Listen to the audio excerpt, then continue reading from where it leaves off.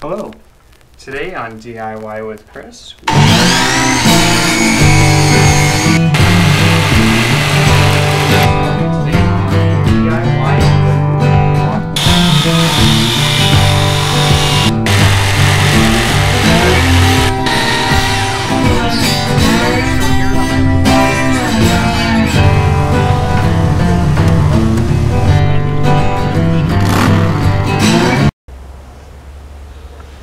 Hello.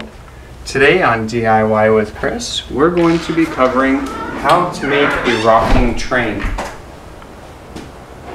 For tools and other material listings, you can go to DIY with Chris and visit the how-to article for this project.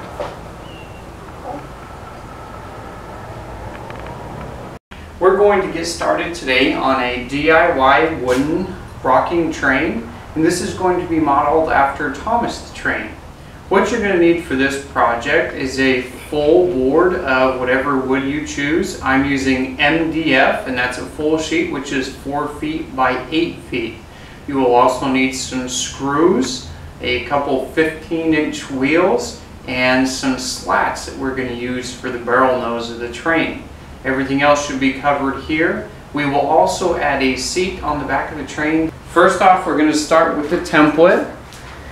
So you're going to put all your lines on the board here. Hopefully you can see them. So we've already drawn out our template on the entire board.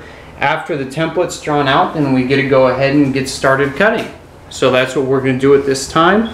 I'm using my Rockwell VersaCut for this cutting job, due to the fact that most of the cuts don't go all the way across the board, but they are straight cuts. This next part we're doing is whenever you get to the cuts for the side on this template, we have some 4 by 4 inch windows that we're going to be putting here. So I've pre-drilled some holes right here in the corners, and I'm going to use my jigsaw. I'm going to put the blade right in there, and then I'm going to cut the windows out that way. So there's plenty of clearance for my blade on the jigsaw, and then I'm just going to cut the windows out. Following that, I'm going to finish the cuts for the sides. And then I have a few more cuts that I'll have to do. As you'll look over here to the side, then you'll see that most of our pieces have already been cut. So we have the base, which is a 15-inch by 40-inch base. So the entire length of the train should be approximately 40 inches. There will be a couple extra inches due to the rockers extending past the base, but about 40 inches will be the entire thing. I've labeled all these, so we have the back of the seat. So this is going to be the back of the storage portion, because we're going to put a lid on top so we can store toys in the bottom. So this is going to be the back.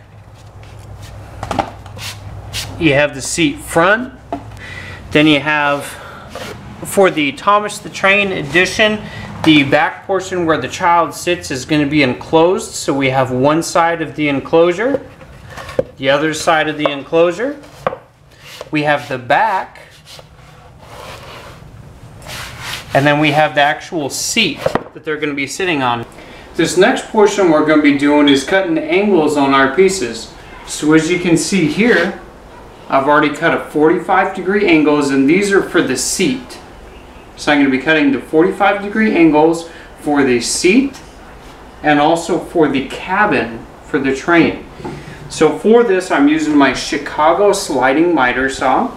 So as I'm doing this, I have a clamp that's available, so I just clamp it down, and then I take my blade and I set it to where it's just barely hitting the corner. I already have it on the 45-degree angle, and then I just slice it up. So that's all there is to this portion. After I get all the angles cut, then I'll start assembling the box. After the box is assembled, then we'll start putting everything together, the box onto the frame, and get all the cabin done up, start doing some sanding for the fine edges, and then we'll start assembling all of it together onto the base. After it's on the base, then we'll start painting.